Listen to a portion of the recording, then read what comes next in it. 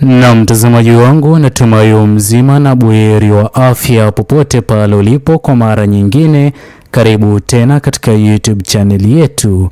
Naam, mtazamaji wangu, leo hii viongozi wakuu wa serikali ya CCM wameweza kupata pigo kubwa kutokana na masharti haya ama maagizo ambayo yameweza kutolewa na viongozi wakuu wa chama Chadema iwapo maridhiano taweza kuongozwa baina ya serikali iliyoko madarakani na viongozi pinzani katika Jamhuri ya Tanzania. Hatua hii imeweza kulemaza pakubwa mipango iliyokuwa ikipangwa na viongozi wakuu wa serikali ya CCM, hatua ambayo inazidi kulazimu viongozi kama Mheshimiwa Tundu Lissu haki kupatikana kwa uharaka. Hapa hivi tunazidi kuzungumzia uhuru wake Mheshimiwa Tundu Lissu, kwani ni moja ya maagizo ama matakwa ambayo yameweza kutolewa na viongozi pinzani. Lazima aweze kuwa huru, na ndipo ambapo maridhiano yaweze kufanyika. Na sote tunafahamu kwamba kutokana na uchunguzi unaozidi kufanywa na bunge la Ulaya dhidi ya serikali iliyoko madarakani, basi serikali hiyo haina budi, lazima waweze kumwachia huru Mheshimiwa Tundu Lissu. Ila kabla niweze kukufahamisha zaidi, kwanza kabisa, iwapo ni mara ya kwanza kupatana na video zetu, ni vyema uweze kuelekea moja kwa moja kwa ukurasa rasmi wa mtandao wa YouTube, uweze kubonyeza maneno yaliyoandikwa subscribe chini ya video hii. Muhimu kabisa, uweze kulike na kushare video zetu kwa makundi mawili ama matatu.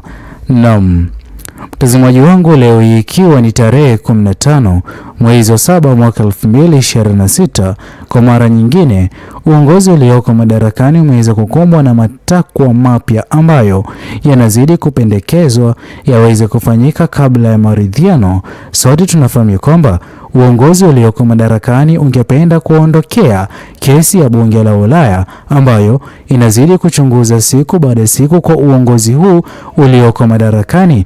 Je, utaweza kupatikana kuwa na hatia makosa ambayo huenda kaweza kusababisha viongozi wakuu walioko katika serikali hiyo CCM kupoteza pakubwa, jambo ambalo litaweza kuathiri pakubwa maisha ya wafanyabiashara, ya wanasiasa walioko ndani ya serikali ya CCM, kwani inazidi kubainika kwamba iwapo viongozi wakuu katika serikali ya CCM wataweza kupatikana na wamiliki wa biashara katika mataifa ya kigeni, basi hawana budi bali biashara hizo zitaweza kulazimika kufungwa mara moja iwapo hazipo katika Jamhuri ya Tanzania na zipo katika mataifa ya kigeni, kwani moja kwa moja hii hapa itakuwa ikiashiria wazi kwamba pesa zinazozidi kuporwa na badala ya kufanya miradi katika Jamhuri ya Tanzania ili kusaidia mwananchi wa kawaida katika Jamhuri ya Tanzania,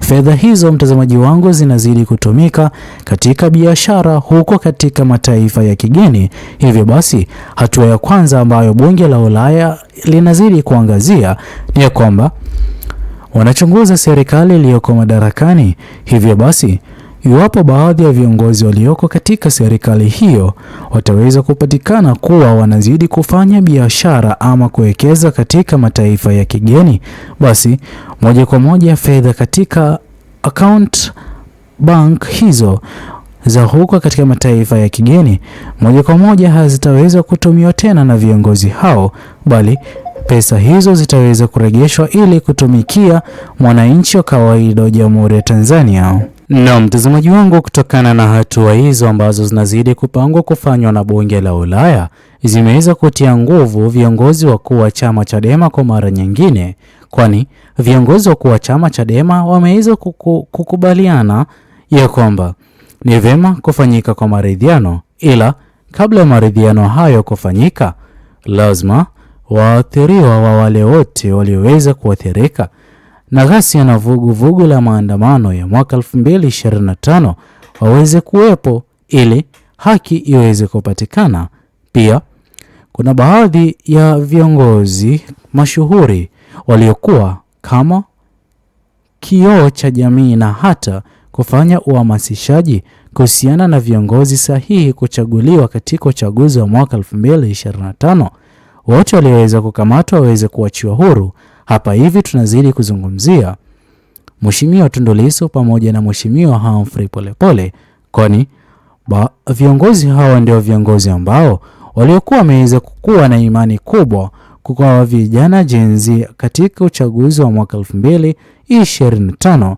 Hii kiashiria na kuonyesha dalili tosha jinsi gani ambavyo kwa njia moja ama nyingine hali ya kisiasa ili iweze kurudi tulivu, lazima viongozi hao kwa mara nyingine waweze kuachiwa huru. Pia swala ambalo linaonekana kuweka afueni kubwa na matumaini kwa wananchi wa Tanzania baada ya maridhiano kutakuwa na kupungua kwa gharama kubwa ya maisha ni kutokana na kile ambacho kimeweza kupendekezwa pia kuwa miongoni mapendekezo ambayo serikali iliyoko madarakani iweze kufanikisha kuweka ajira kwa vijana Gen Z, hasa wale wote ambao wanastahili ngazi za juu katika nafasi ya kisiasa, ili kuwa na mwonekano wa katiba mpya na pia aina ya uongozi ulioko madarakani unaozidi kuonekana hivi sasa uweze kuwa na mabadiliko. Na sote tunafahamu kwamba iwapo itakuwa ni viongozi wanaozidi kuchaguana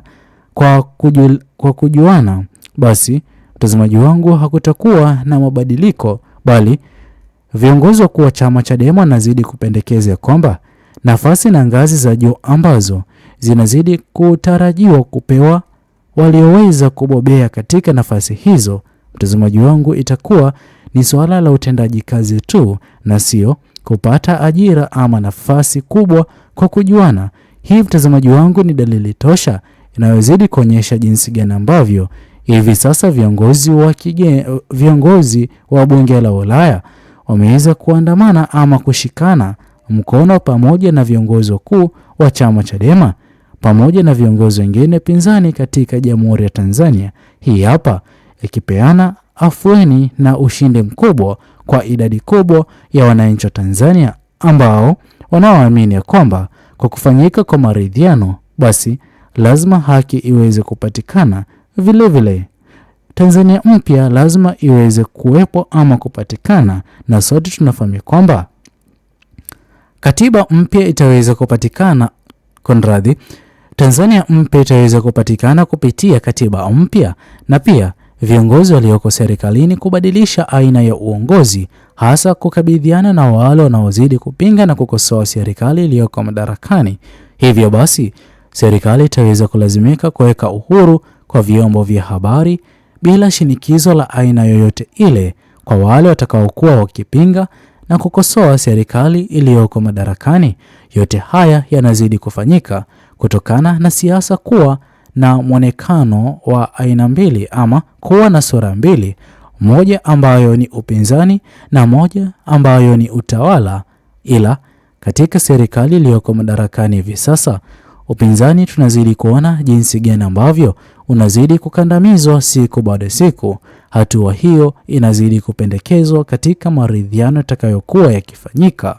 Upinzani usiweze kukandamizwa, wanaharakati nao wawe na uhuru kwa vyombo vya habari kujiwasilisha bila hofu ya kutekwa ama kutoweka katika hali ya njia tatanishi. Je, wewe binafsi unakubaliana na swala la maridhiano katika Jamhuri ya Tanzania?